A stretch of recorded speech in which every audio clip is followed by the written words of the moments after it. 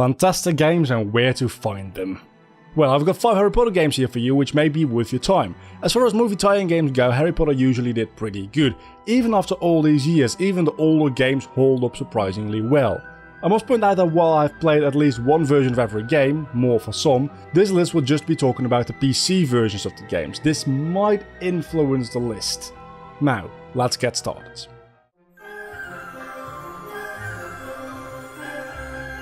Harry Potter and the Goblet of Fire. This game isn't all that bad, it just suffers from a couple of things. Then again, I place it on this list for a good reason. The same reason I don't like it, in fact. If that sounds confusing, hear me out. The first 3 Harry Potter games were based on exploration and were open world games before the genre was popular. Hell, I don't think back in the day there was even a name for it. Then this game came along and all ties with open world were gone. It's just a matter of going into a level, collecting a Triwizard Shield and moving on to the next. The levels are small open worlds by themselves, having more than just one linear path. Every level has a couple of different shields, but collecting one will require you to start a level over to get the next one, so there's no smart planning where you can get 2 at the same time.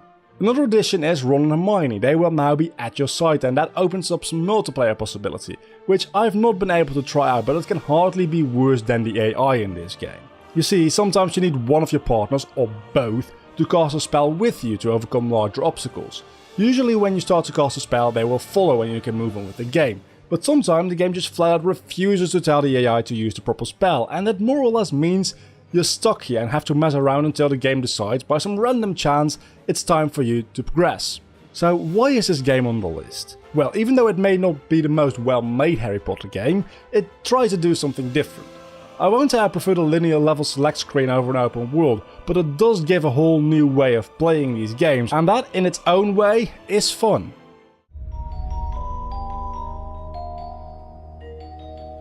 Harry Potter and the Sorcerer's Stone. It all had to start somewhere, didn't it? And while this game is enjoyable, I wouldn't go as far as saying it's actually any good. The whole reason why it's above the Goblet of Fire on this list is because this one at least works the way it's intended to work. The issue being, the way it's intended to work isn't particularly well made either. Walking around you would think you have more than just a forward and a backward movement, right? Well, you don't. Pressing left and right buttons just rotates the camera. Have you guys ever played Toy Story Races? Because it's a little bit like that, allowing you to make donuts, but not with a car, just Harry running around in circles. But I suppose you will get used to that, so next up you try to cast a spell, only to find out Harry just doesn't feel like walking anymore. That's right, this game interrupts your movement when you want to cast a spell, interrupting the flow of the gameplay and generally making even more of a mess of what was already stiff controls. This game is also rather linear, even though it's got a decent amount of secrets. Now, I have to be fair, most Harry Potter games are to some extent linear, Goblet of Fire of course being almost as linear as it gets, but some games give you a place to explore. This game only gives you what's absolutely relevant to the main story with a secret room every now and then. Other games feel like they're taking place at a living world at Hogwarts. This game feels more like a set of interconnected corridors, which I guess is the definition of a castle, but you get my point. Even with all these complaints, this game is still a lot of fun to play, and one thing this game does better than any other game is learning spells. In this game you have to draw the symbol of the spell with your mouse in 4 stages, which progressively get a lot harder and require you to make less mistakes. The second game replaces this with what might as well be glorified QuickTime events, and from the third game on you just know the spell from the moment you enter the classroom. So yeah, I like this game, even though it's got its flaws. It's not rational at all, but hey, it is my list, isn't it?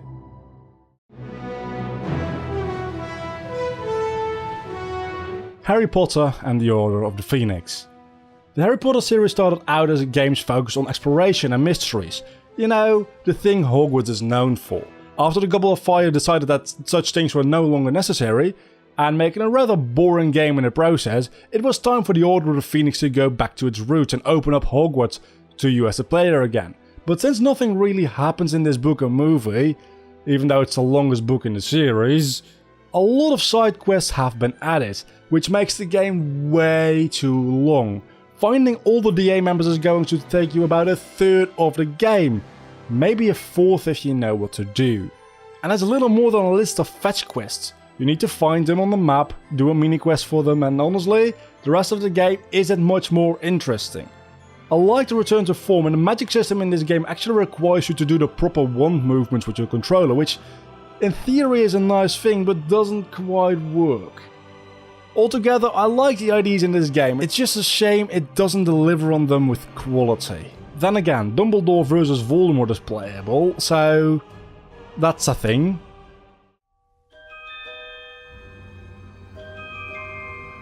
Harry Potter and the Prisoner of Azkaban. Like many things on this list, this was a hard choice. This was nearly the number 1 spot, but it ended up being stuck at number 2 because of the exploration you would expect from a place like Hogwarts has been scaled down in this game.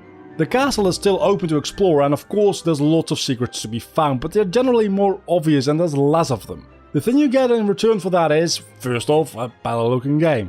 This game is made for a newer generation of consoles than the game before that, and you can tell for sure. You can also play as Ron and Hermione in this game, and unlike in Goblet of Fire, it actually has some use playing as one character or the other. Ron learns Carpe Retractum, a spell which can pull on things. Hermione learns Laproforce and Draconiforce, transfiguration spells which allow you to control a small bunny or a small dragon. These segments are a lot of fun to play. Harry learns Glacius, a spell to freeze certain enemies and of course freeze water. This makes for some fun sliding segments. Of course there's a bunch of basic spells that all characters can use, like Alohomora, the Pulso or Rictus Sempra. And just like in Goblet of Fire, multicasting is a thing in this game. As a matter of fact, it started in this game and somehow it works fine here, making the fact that it doesn't work in Goblet of Fire even worse. It's also a rather short game, which you could see as a bad thing, but I personally enjoyed the time I had with it. Chamber of Secrets is a much longer game, but it tends to drag out a little bit more sometimes. With this game you might not spend as much time on it, but every second feels like a joy.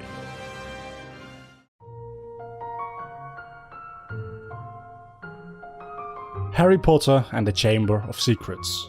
This game is how I remember Harry Potter.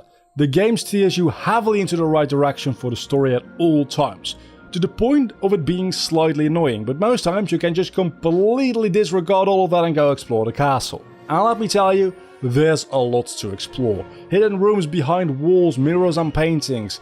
The thing is, you can't enter them all right away. Some of them require the use of a spell like the Defender to cut a spiderweb, or Search to remove some ectoplasm. Yeah, that's the thing. Then there's secret rooms you can enter, but you can't explore since you'll have to unlock Spongify to get up to a higher level. The main gameplay loop is pretty easy. You learn a new spell, go through a trial that takes full advantage of your new spell, then usually some story happens and the cycle pretty much repeats and the credits roll. Between any of these points you are generally free to explore the castle as much as you like, which is the most fun part of the game. After every spell you learn, new secrets open up to you. The only thing though is the Quidditch in this game kind of sucks and is boring. You just fly around the stadium without much control and kick the opposing seeker in the head until he leaves you alone. At that point you get close to the snitch. Again, you'll repeat this until you get close enough to catch and win. The matches don't even get more difficult, really. I mean, yeah, they take longer, but that's not because you as the player have to do more difficult things. I mean, that couldn't be it, because there's nothing to do in this minigame other than wait until you win. Thanks for watching this top 5 Harry Potter games list. If you've enjoyed this video, don't forget to leave a like below this video and subscribe to my channel. And while you're down there, let me know what your favourite Harry Potter game is with the comments. Until next time, bye.